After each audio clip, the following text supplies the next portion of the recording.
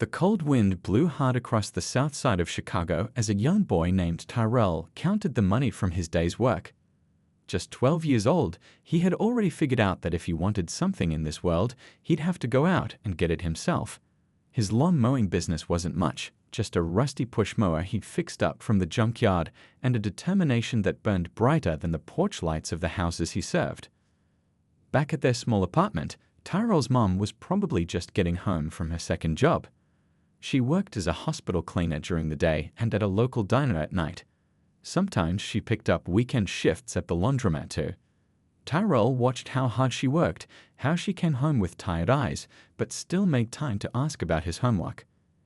"Education is the only thing they can't take from you," she would tell him while rubbing her swollen feet. Those words stuck with Tyrell like a prayer. Their neighborhood wasn't exactly what you'd call promising. When it rained, the ceiling in their bathroom leaked. The grocery store 3 blocks away mostly sold expired food at full price. The local school had outdated textbooks and not enough desks, but none of that mattered to Tyrell. While other kids played basketball or hung out on street corners, he split his time between studying and building his little business. By 15, Tyrell had 6 other teenagers working for him. They cut lawns in summer, shoveled snow in winter, and cleaned gutters in between. He kept careful notes in a worn notebook, tracking every dollar that came in and went out. The older folks in the neighborhood started calling him the Little CEO, a nickname that made him stand taller whenever he heard it. High school wasn't easy.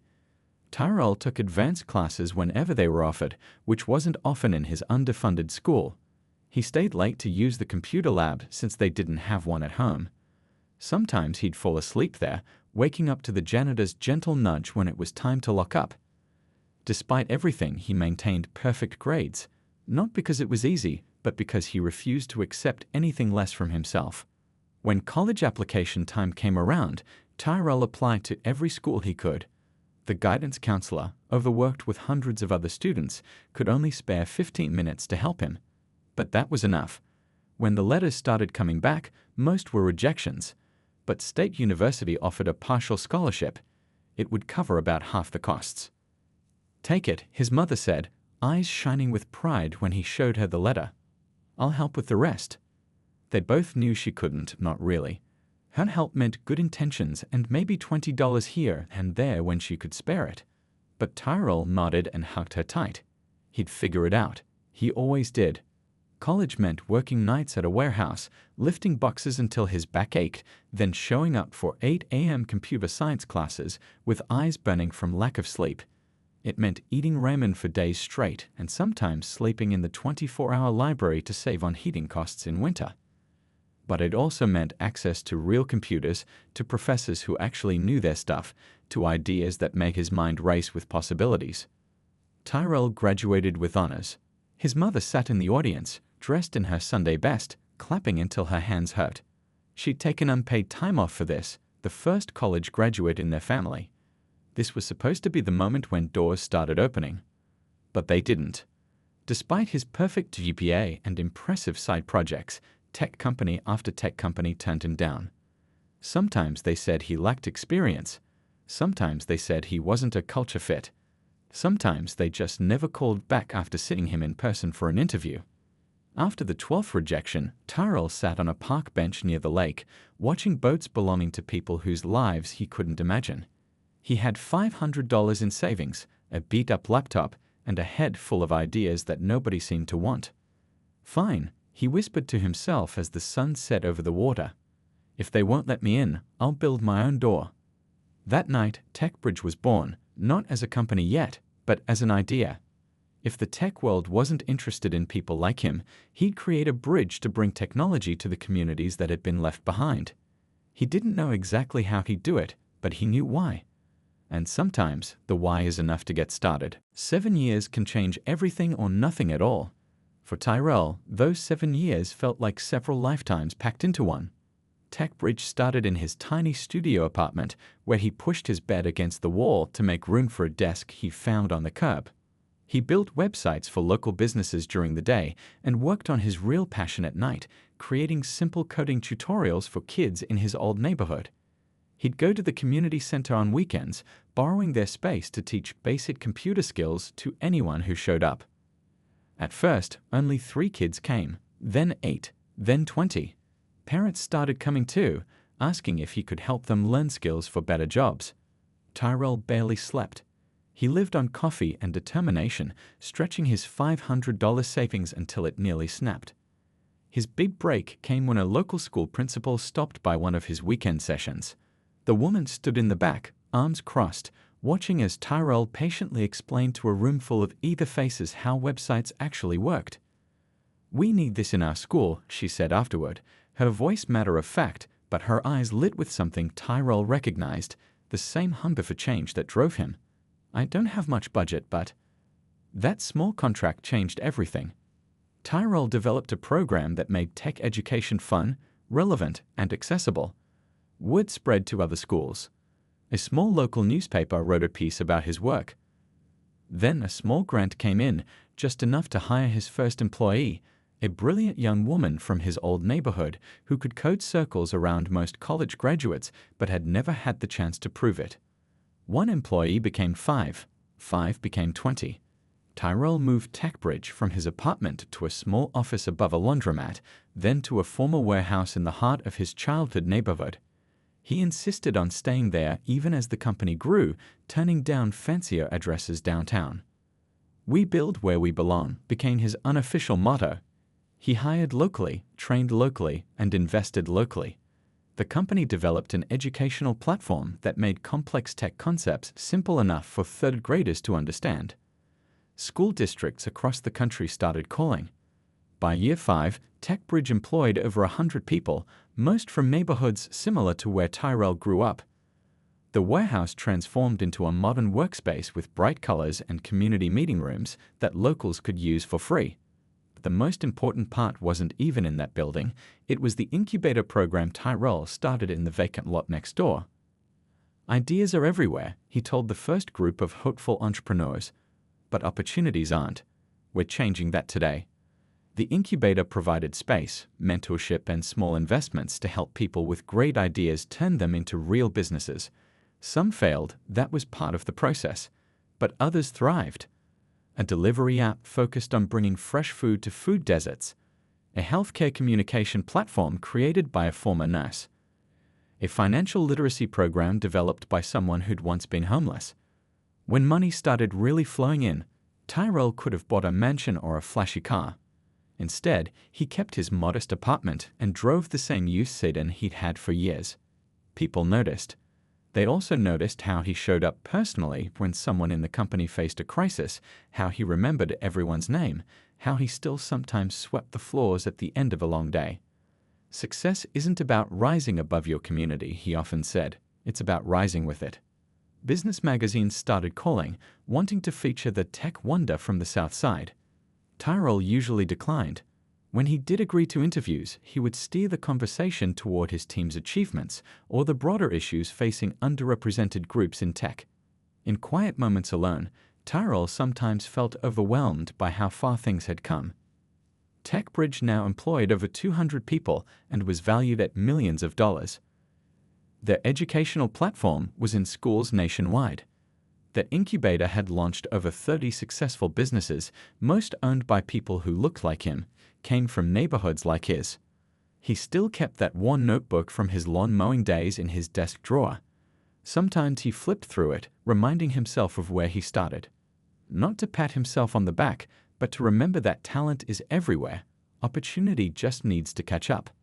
What Tyrell didn't know was that his quiet revolution had caught someone else's attention, someone with a much bigger platform and very different ideas about success. The email arrived on a Tuesday morning while Tyrell was helping a group of high school students debug their first app.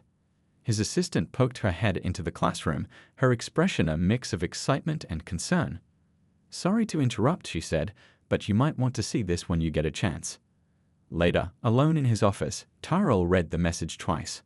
The Business Hour wanted him as a guest. Not just any business show, but DEAD Business Hour. The one that aired nationally every weekday morning, hosted by Richard Wilson, a man known for his sharp suits, sharper questions, and occasionally controversial takes on economic issues. They want to feature TechBridge as part of a special on innovation in underserved communities, his assistant explained, hovering by the door. It would be huge exposure. Tyrell leaned back in his chair, fingers tapping against his desk. He wasn't naive. He'd seen Richard Wilson's interviews before, how the man could begin with friendly banter before suddenly shifting to questions designed to make his guests squirm. Just last month, Wilson had practically reduced a climate scientist to tears on live television. "I don't know," Tyrell said. "Feels like walking into the lion's den." His assistant shrugged. "True, but lions can't eat you if you're outside the den. If you don't go, who will they have speak for entrepreneurs like you?" That question stuck with him all day. At the community meeting that evening, where TechBridge was presenting plans to renovate an abandoned school building into a new training center, he found himself scanning the room. Bright faces, brilliant minds, bold ideas, but how many would ever get the national spotlight they deserved? After the meeting, an older woman who'd lived in the neighborhood for 50 years approached him. "When I was a girl," she said, her voice soft but clear, "they wouldn't let people who looked like us on TV unless we were singing or dancing or playing sports. Now you got a chance to show them we do more than that. We build things too." That night, Tyrell called one of his mentors, a retired business professor who'd been one of the few to believe in him when he was just starting out. "They're going to try to trip you up," the old man warned after hearing about the invitation. "Make you the exception that proves their rule about people from neighborhoods like yours." "So what should I do?" Tyrell asked. There was a long pause on the line. "Go anyway. Just don't go unprepared." For the next 2 weeks, Tyrell prepared like he was studying for the most important exam of his life. He researched every interview Richard Wilson had done in the past year. He memorized statistics about minority business ownership, venture capital distribution, and the economic impact of companies like his. He practiced answers to potential questions with his team, especially the toughest ones. What if he asks about government programs that help minority businesses? One team member asked during a practice session. "I'll tell him the truth," Tyrell replied. "That we never used any because we couldn't qualify for most, and the few we could have accessed had more red tape than actual help." The producer called 3 days before the scheduled appearance. She was friendly, enthusiastic, assuring Tyrell that Richard was really excited to meet him. The segment would be 15 minutes, an eternity in morning television. They'd talk about his background, TechBridge's growth, and his vision for the future. Simple, positive, inspiring. "We want to show America what's possible," she said cheerfully. Something about her tone made Tyrell uneasy. It was too smooth, too rehearsed. But he'd already committed. His flight was booked. The community was proud. The local newspaper had run a front-page story about the upcoming appearance. The night before he left for New York, Tyrell couldn't sleep. He stood at his apartment window, looking out at the city lights. Tomorrow he'd be speaking not just for himself, but for every kid from a neighborhood like his who had big dreams and limited opportunities. For every entrepreneur who couldn't get meetings with investors because of their accent or address or appearance. His phone buzzed with a text from his mother. "Be yourself. That's always been more than enough." As his cab pulled up to the TV studio the next morning, Tyrell felt strangely calm. The producer met him in the lobby, all smiles and handshakes, leading him through a maze of hallways to the green room. On a monitor, he could see Richard Wilson on set, reviewing notes between segments. The makeup artist dabbed powder on Tyrell's face to reduce shine under the studio lights. A production assistant clipped a microphone to his collar. 3 minutes, someone called out. Tyrell closed his eyes briefly, centering himself. He had no idea what was coming, but he was as ready as he ever be. The studio lights were brighter than Tyrell expected, almost hot against his skin. He sat in the guest chair across from Richard Wilson, who had greeted him with a firm handshake and a smile that didn't quite reach his eyes. The set of the business hour looked bigger on TV. In reality, it was just a small island of expensive furniture surrounded by cameras, cables, and people with headsets moving quietly around the edges. "We'll live in 543. The floor director counted down silently with his fingers for the last 2 numbers. Richard turned to the camera, his posture perfect, voice suddenly booming with practiced enthusiasm. "Good morning, America. Today we have a special guest, a self-described bridge builder who's making waves in the tech education space. Please welcome Tyrell, founder and CEO of TechBridge. The first few minutes went smoothly. Richard asked about Tyrell's background, where he grew up, how he got interested in technology, the early days of his company. Tyrell relaxed a little, sharing stories about teaching kids to code in the community center, his first school contract, the growth that followed. Impressive, Richard nodded, flipping through his note cards. Very impressive. And you've done all this without a fancy Ivy League degree or connections in Silicon Valley. That's right, Tyrell smiled. We built everything from the ground up. Wonderful success story, Richard said, his tone shifting slightly. Now let's talk about the current landscape for entrepreneurs like yourself. There are quite a few programs in place now, aren't there? Special considerations for minority business owners. Something in Richard's voice made Tyrell sit up straighter. This was the pivot he prepared for, but it still felt like watching a car begin to skid on ice. There are some programs designed to level the playing field, Tyrell answered carefully. Though in my experience, they're often level the playing field, Richard interrupted, making air quotes with his fingers. Interesting choice of words. Our research shows that minority-owned businesses received nearly $10 billion in special grants last year. That's quite a lot of leveling, wouldn't you say? The statistic wasn't just wrong, it was wildly, absurdly wrong. Tyrell knew the real numbers by heart, but before he could respond, Richard continued. Many of our viewers wonder if success stories like yours are actually the result of these special advantages rather than the traditional American values of hard work and innovation. After all, when the bar is lowered. I'm sorry, Tyrell interrupted, his voice calm but firm. Could you clarify what you mean by the bar being lowered? A flash of something, annoyance, satisfaction, crossed Richard's face. The trap had been set. Now the host clearly expected Tyrell to get defensive, maybe even angry. The camera zoomed in closer on Tyrell's face, ready to capture the emotional response. Simply that when certain groups receive preferential treatment, Richard said with a slight shrug, it's fair to ask whether their success is earned or allocated. Don't you think that's a reasonable question? The studio went completely silent. Tyrell could feel the floor director's eyes on him, the cameraman leaning forward slightly.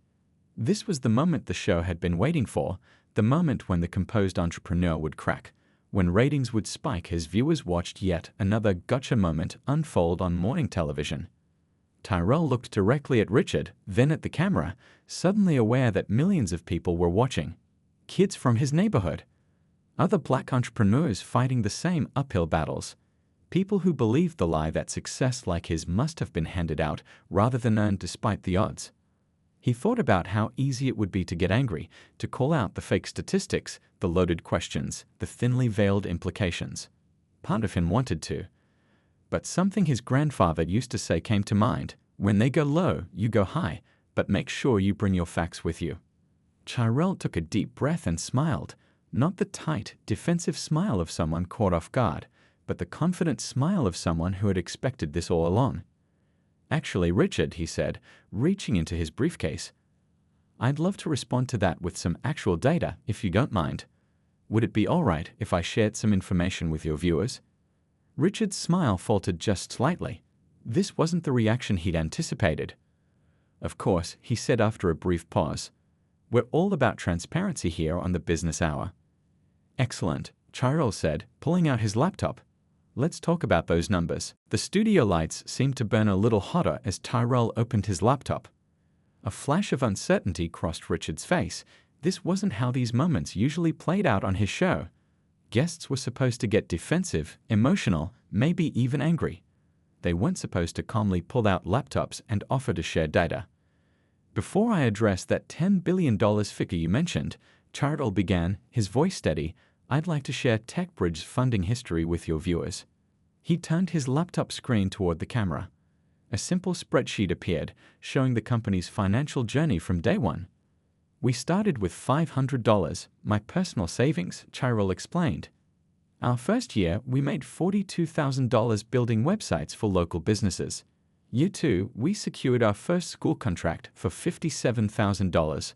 By year 3, we'd grown to $230,000 in revenue, all through contracts we won by offering better services than our competitors.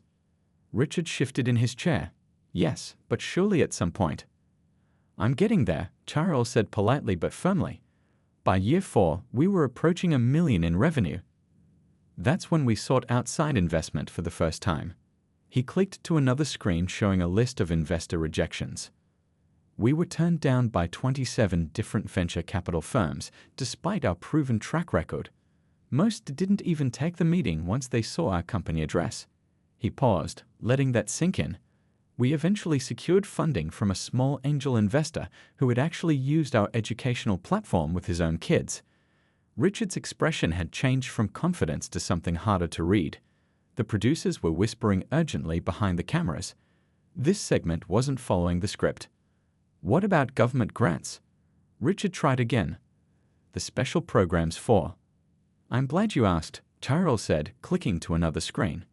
TechBridge applied for 7 different government grant programs in our early years. We were rejected from all of them. Would you like to see the rejection letters? I've kept them all. Someone off camera made a cutting motion, clearly suggesting they move on, but Tyrell wasn't finished. Now, about that $10 billion figure you mentioned. He pulled up a report from a respected economic research institute. According to the latest data, minority-owned businesses received approximately $215 million in specialized grants last year, not $10 billion. That's about 0.7% of total business grant funding, despite minority-owned businesses making up 18% of all businesses in America. The studio had gone completely quiet. Even the camera operators seemed frozen in place. As for venture capital, Tyrell continued, bringing up another chart. Black entrepreneurs received just 1.2% of all VC funding last year, even though we start businesses at a higher rate than any other group in the country. He closed his laptop and looked directly at Richard. The real story isn't about advantages we receive, it's about the barriers we overcome. When TechBridge succeeded, we did it despite systems designed to exclude us, not because those systems helped us. Richard glanced off camera, clearly looking for direction from his producers. Viewers at home could almost see the wheels turning in his head. How to regain control of this interview that had veered so far from the planned narrative. Well, those are certainly interesting statistics, Richard finally said, trying to sound unruffled. But wouldn't you agree that today's political climate is more favorable to? Let me tell you about climate, Tyrell said, leaning forward slightly. The climate in my old neighborhood was one where the average family income was $24,000 a year, where the nearest grocery store with fresh produce was 3 miles away, where the school had textbooks so old they still listed the Soviet Union as a current country.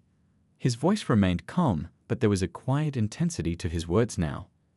We built TechBridge in that climate. We hired people who were told they'd never amount to anything. We created opportunities where none existed before, and we did it all without a single advantage beyond our own determination and the belief that talent is everywhere, opportunity is not. Richard looked down at his notes, then back up. For perhaps the first time in his broadcasting career, he seemed genuinely lost for words. I think, he said after an uncomfortable pause, we should take a commercial break. Actually, Tyrell replied with a small smile, if you don't mind, I'd like to extend an invitation first. The red light on the camera blinked steadily, a reminder that millions of people were still watching. Richard's professional smile had completely vanished now, replaced by something that looked almost like genuine curiosity.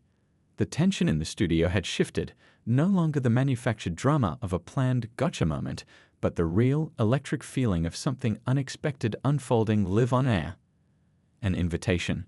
Richard asked, clearly trying to regain his footing. Tyrell nodded. Yes. I'd like to invite you to visit TechBridge headquarters in Chicago. Not with cameras or a crew, just you. Come see what we've built, meet our team, talk to the kids in our programs. I think it might change how you see things.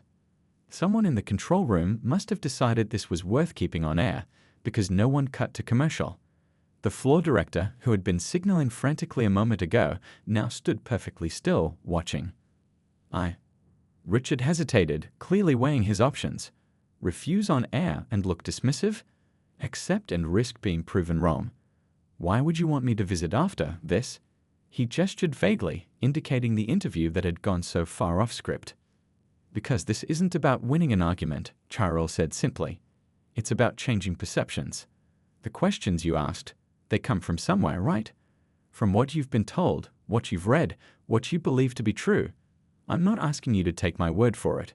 Come see for yourself. The studio remained completely silent. Even the usual shuffling of papers and whispered directions had stopped. Everyone was waiting for Richard's response. Our head programmer joined us after spending 6 years in prison, Tyrell continued into the silence. No one would hire him despite his incredible talent. Now he leads a team of 15 people developing educational software used in schools across the country. He leaned forward slightly, his voice becoming even more earnest. Our marketing director was a single mother working 3 jobs to support her kids. She taught herself design skills late at night after putting her children to bed. Now she oversees all our communication strategies, and her designs have won national awards. Richard's expression had softened visibly. The practiced TV persona was cracking, revealing glimpses of the actual person underneath. These aren't exceptions or charity cases, Tyrell said. They're examples of what happens when talent meets opportunity. That's what TechBridge is all about, not handouts but doorways. Not lowering bars but removing arbitrary barriers. Richard glanced at his watch, then at the show's producer, who gave a slight nod.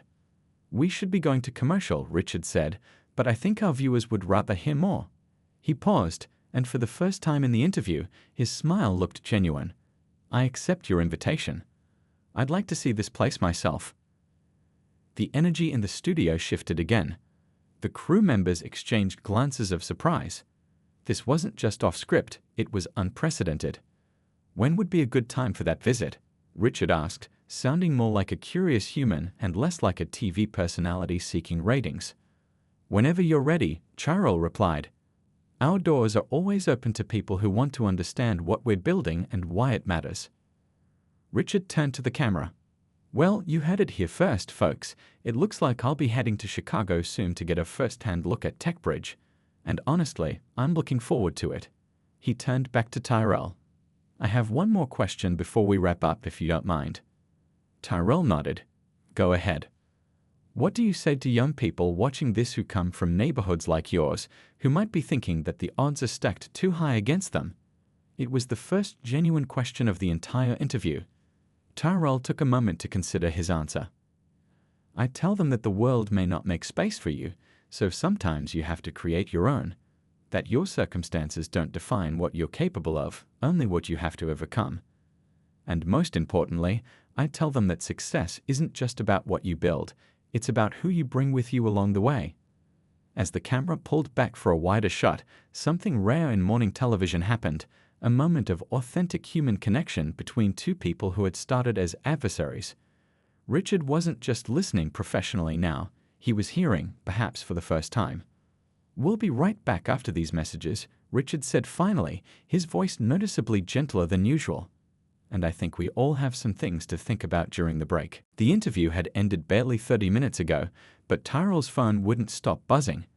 As the cab took him back to his hotel, notifications flooded in, messages from old friends, business contacts, community members, and complete strangers. A clip of the exchange was already spreading across social media, shared thousands of times with comments like, must watch. And this is how you handle misinformation. Tyrell turned his phone off and stared out the window. The city streets bled past, people rushing to work unaware that something had shifted in the world of morning television. He wasn't sure how to feel. He hadn't gone on the show looking for a viral moment. He just wanted to set the record straight, to show that success stories like his weren't exceptions that proved some rule, they were examples of what could happen when barriers came down. 2 weeks later, Richard Wilson actually showed up in Chicago. No camera crew, no producers, just him in casual clothes looking slightly out of place in the heart of Tyrell's old neighborhood. Tyrell met him at the door of TechBridge headquarters, half expecting the TV host to have cancelled. You actually came, Tyrell said, extending his hand. Richard nodded, shaking it firmly. I said I would.